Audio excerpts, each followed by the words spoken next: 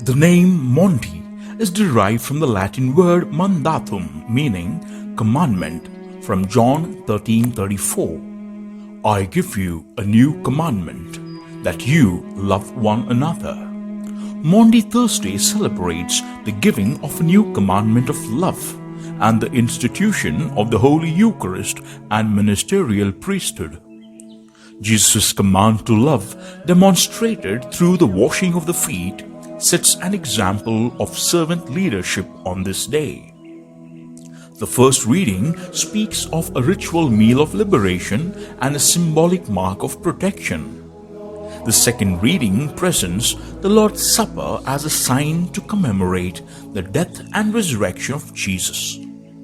Johannine episode of the washing of the feet is a call to self-emptying love and service directed towards community building.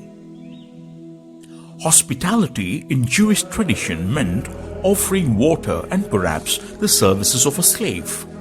For a free person to wash someone else's feet meant that he or she was assuming the position of a slave. The directive to wash one another's feet is a call to share the kind of love that startles and surprises and comes when no one might expect it. Jesus washed the feet of Judas, who betrayed him, and Peter, who denied him. God put all things into Jesus' hands, and Jesus did the unexpected by stooping down and using his hands to wash the feet. The example of foot washing is a call to do what is needed, not merely expected, a call to translate love into service that might even catch someone off guard. The call to wash one another's feet and to love one another builds community even as it confronts the failings of its members. Evidently, the community is not an end in itself. It is a form of witness to the world, not restricted to priests or religious alone, but a vocation of every Christian. Thus, we are called to live the Eucharist.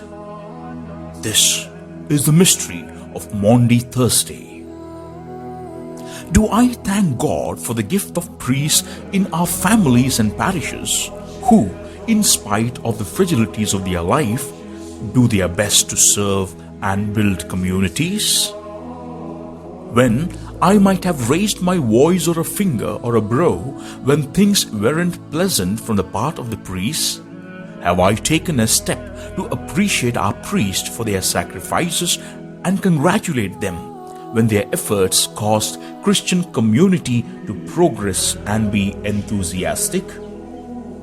Have I taken a decisive step to correct a priest personally in a manner that is just, or have I washed the dirty linen in public?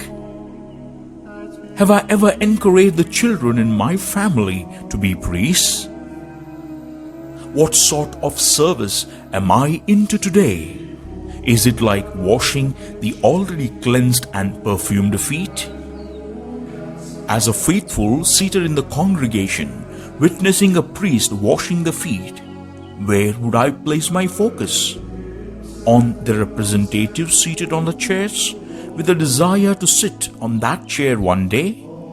Or on the priest, however young or old, stooping, washing, cleansing, and wiping the feet?